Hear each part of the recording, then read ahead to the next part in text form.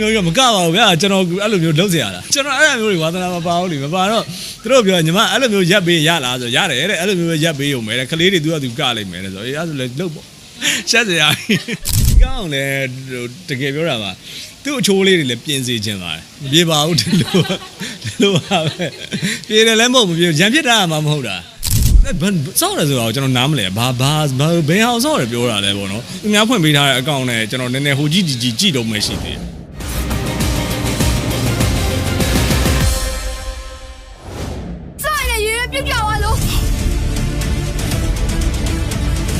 အလုံးရဲ့ကလေးတွေကိုသူ့သားသမီးတွေသတ်မှတ်ထားတာအဲ့ဒါမှကျောင်းဆရာစစ်စိတ်တာ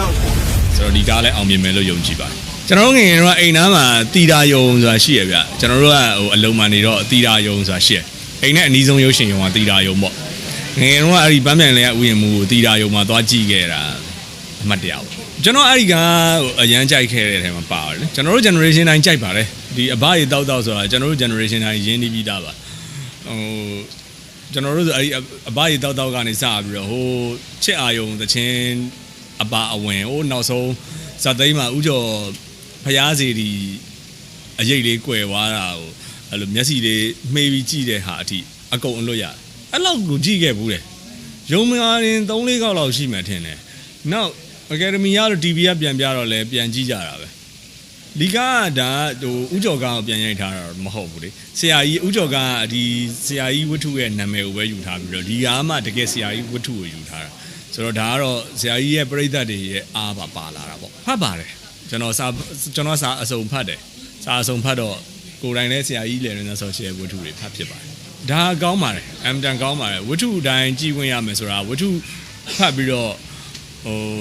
ရုပ်ရှင်ပြောင်းလို့ရှိလို့ရှိရင်ပရိသတ်တချို့စိုးရင်စိတ်ရှိတယ်လေအဲ့လိုစိုးရင်စိတ်မျိုးမရှိနိုင်တော့ဘူးပေါ့အကုန်လုံးက perfect ပါမြင်းမြတ်ကောနက်ခတ်ကောစိုးပြေစင်မေမြင့်မို့အကုန်လုံးပါဝင်သမျှသူအကုန်လုံးကအမှုပညာသမားဒီရုပ်ရှင်နဲ့ပတ်သက်လို့ရှိရင် item နဲ့ပတ်သက်ရင်ပြောစရာမလိုပဲသူတွေပါရုပ်တရက်နာမည်ဖတ်လိုက်ရင်တော့ရုပ်တရက်အဲ့လိုထင်စရာပဲကျွန်တော်ကိုယ်တိုင်လည်းကြော့ပွဲပေးပွဲသတင်းတက်လာတော့အဲ့လိုထင်ခဲ့ဘူးတာပဲနောက်တော့မှသတင်းတွေဖတ်ကြည့်တော့မဟုတ်ဘူးဒါဟိုဝတ္ထုကိုအခုမှပြန်ရိုက်မှာဆိုတာမျိုးဖတ်လိုက်ရတာဒါတော့ပရိသတ်ဆိုတော့ဝေဖန်ခွင့်ရှိပါတယ်မပြောလို့ပါဒီလိုဇာတ်ကားမျိုးကဒါတစ်နှစ်မှာတစ်ကြိမ်အောင်ရှာပပထွက်ခဲပါတယ်ဒီလိုမျိုးအဖြူစိမ်းနဲ့ဆရာမတွေအကြောင်းဂုံပြုတ်ပြီးတော့နော်သူတို့ရဲ့ကိုစားပြုတ်ပြီးတော့ရိုက်တဲ့ကားမျိုးဆိုတာကတစ်နှစ်မှာတကားတော်မှာပဲထွက်ခဲပါတယ်ဒီလိုမျိုးဒါကြည့်ခွင့်ရလို့ကြည့်ရတယ်ပေါ့လေအခုလောလောဆယ်တော့ကျွန်တော်မင်းတို့ထွက်ရဇာကားယုံတင်မှုရှိပါတယ် iPhone နဲ့ရိုက်ထားတဲ့ကလာမဲ့ဆမ်းပါပေါ့လက်ရှိမှာဆိုတော့ကိုညို TikTok တွေပေါက်တယ်နော်ကိုညိုပြောပြီးတော့ TikTok တွေမဆော့တတ်သေးဘူးမဆော့ပါဘူးအဲ့ဒါဒီလိုပါဟို show live က marketing ကညီမကနေပြီးတော့ပြိုင်ပွဲဝင်နေတယ်တဲ့ကိုညိုရဲ့ TikTok လေးတစ်ပုတ်စီလောက်ရိုက်ပေးပါလားတဲ့ဆိုတော့ရိုက်ပေးမယ်လေလို့တခုရရှိကျွန်တော်ကဟိုကတာခုံတာတွေအဲ့လိုမျိုးချင်းဆိုတာတွေတော့မလုပ်တတ်ဘူးနော်လို့ဒီတိုင်းပဲဘေးနားကနေရက်ဆိုရင်တော့ရက်ပေးမယ်လို့အဲ့လိုပဲရိုက်ကြတာပါကျွန်တော်ကိုယ်တိုင်ရိုက်တာမဟုတ်ပါဘူးဘေးကကလေးတွေကတော့ကတယ်ကျွန်တော်လည်းရုပ်ကြီးနဲ့ရိုက်လို့ပဲရိုက်နေတယ်ဆိုတော့ကျွန်တော်အဲ့လိုမျိုးတွေဝါသနာမပါဘူးလေမပါတော့သူတို့ပြောညီမအဲ့လိုမျိုးရက်ပေးရလားဆိုရတယ်တဲ့အဲ့လိုမျိုးပဲရက်ပေးရုံပဲတဲ့ကလေးတွေသူကသူကလိုက်မယ်တဲ့ဆိုအေးအဲ့ဆိုလည်းလုပ်ပေါ့ရက်ပေးရအောင်ပြည့်တဲ့ဖန်ရကနော်သူကကြိုက်လို့ရဆိုရှက်စရာအဲ့လိုမျိုးရောမကပါဘူးဗျာကျွန်တော်အဲ့လိုမျိုးလုပ်เสียရတာ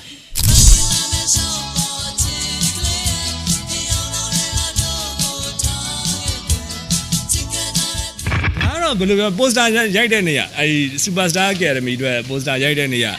အဲ့ဒါလေးရိုက်ပေးပါတဲ့ဆိုတော့ရိုက်ပေးပြတာပါအကုန်လုံးပျော်စရာဖြစ်တယ်ဆိုလို့ရှိရင်လည်းဝမ်းသာပါတယ်မပြေပါဘူးဒီလိုပါပဲပြေတယ်လည်းမဟုတ်ဘူးပြေရံဖြစ်တာမှမဟုတ်တာဒီလိုပါပဲဟိုဒီကောင်လည်းတကယ်ပြောတာပါသူ့အချိုးလေးတွေလည်းပြင်စေခြင်းပါတယ်မသိဘူးကျွန်တော်နဲ့မတွေ့ဘူးကျွန်တော်အဲ့လိုမျိုးသူတို့နဲ့လည်းမတွေ့ဖြစ်ပါဘူးတိုင်ပွဲမှာကြုံတယ်item နဲ့ပတ်သက်လို့သူစူးစမ်းအားထုတ်မှုကိုအသိမှတ်ပြုတယ်ဒီလောက်ပါပဲ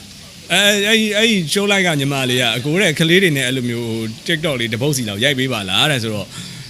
အဲ့ဆိုလည်းရိုက်ပေးမယ်လို့တခုကျွန်တော်မကအောင်တော့လို့ပြောရတယ်ကလေးတွေလည်းစောတာစောနေရတယ်ကိုညိုလို့တီနေရချင်းသူတို့လည်းကြောက်နေတယ်နဲ့တူတယ်ကြောက်နေတော့ရိုက်ခဲ့ရမယ်နဲ့တူတယ်ပြောတာ TikTok ကကျွန်တော်သုံးတာတော့သုံးပြစ်မှာပါဒါပေမဲ့ဟိုအခုမှလေးလာတုံးမှာမသုံးတတ်တာကျွန်တော်ဘာသုံးမှမသိတာ TikTok ကိုဘာသုံးမှမသိတာအဲ့ဒါအခုမှလေးလာနေတော့ဟုတ်စောက်တယ်ဆိုတော့ကျွန်တော်နားမလဲဘာဘယ်အောင်စောက်တယ်ပြောတာလဲပေါ့နော်ဟို TikTok ကိုဘလို့သုံးရမှန်းဘာသုံးရမှန်းကျွန်တော်တကယ်ရိုးသားစွာပဲမသိတာသိလားအခုမှအများဖွင့်ပေးထားတဲ့အကောင့်နဲ့ကျွန်တော်နည်းနည်းဟိုကြည့်ကြည့်တော့မှရှိသေးတယ်တခုရှိကျွန်တော်သဘောကျတာလေးတခုကတော့ပေါ့နော်အဲ့လိုနည်းနည်း react တွေမှာတော့နည်းနည်းသဘောကျတယ် react တွေကကျွန်တော်တို့ဘယ်လိုပြောမလဲ Instagram တို့နောက်တော့ဟို Twitter X တို့လိုပါတော့လိုပဲပေါ့နော် react ကရွေးချယ်ခွင့်မရှိဘူး react က only love ပဲအဲ့ဒါလေးတခုတော့သဘောကျတယ်ကြိုက်မကြိုက် love ပဲဒါပဲအဲ့ဒီတခုတော့ကြိုက်တယ်စိတ်ဆိုးလဲ love ပဲလောင်ရည်ခြင်းလဲ love ပဲမရအောင်အဲ့တခုတော့ရွေးချယ်ခွင့်မပေးထားတာကိုကြိုက်ဟုတ်တယ်အဲ့ TikTok ကိုအဲ့ဒီ features တခုသဘောကျမိတယ်ဘာပြောဒီဟာလေးတွေကြည့်ပြီးတော့ခဏတစ်ဖြုတ်ကြည်မိသွားတယ်ဆိုလို့ရှိရင်လည်းဝမ်းသာပါတယ်လို့ပဲပြောချင်ပါတယ်ကျေးဇူးပါ